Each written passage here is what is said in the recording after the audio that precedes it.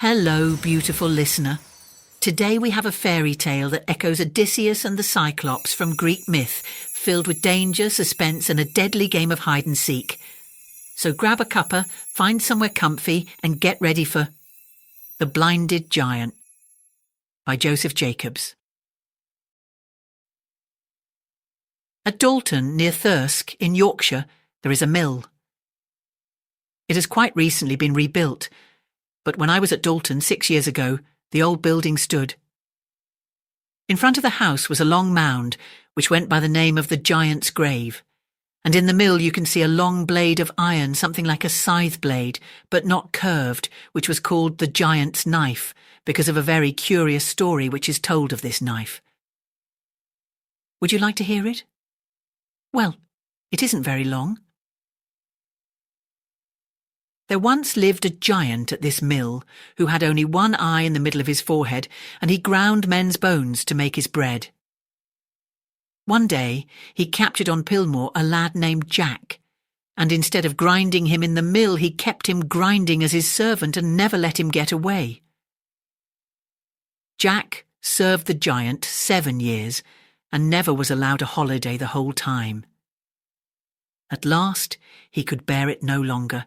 Topcliffe Fair was coming on, and Jack begged that he might be allowed to go there. "No, no," said the giant. "Stop at home and mind your grinding." "I've been grinding and grinding these 7 years," said Jack, "and not a holiday have I had. I'll have one now, whatever you say." "We'll see about that," said the giant. Well, the day was hot, and after dinner the giant lay down in the mill with his head on a sack and dozed. He had been eating in the mill and had laid down a great loaf of bone bread by his side, and the knife I told you about was in his hand, but his fingers relaxed their hold of it in sleep.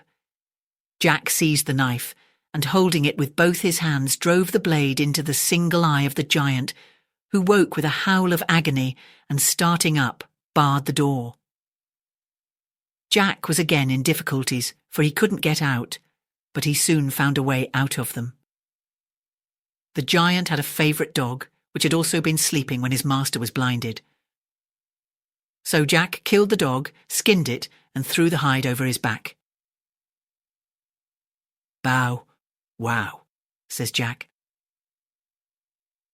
"At him, truncheon," said the giant, "at the little wretch that I've fed these 7 years and now has blinded me." "Bow wow," says Jack, and ran between the giant's legs on all fours, barking till he got to the door. He unlatched it and was off, and never more was seen at Dalton Mill. Thank you for listening. I do hope that you enjoyed this little tale. If you did, please hit that subscribe button to get more stories delivered straight to your feed. If you're craving more Joseph Jacobs, check out my playlists. And don't forget to come back soon for another terrific tale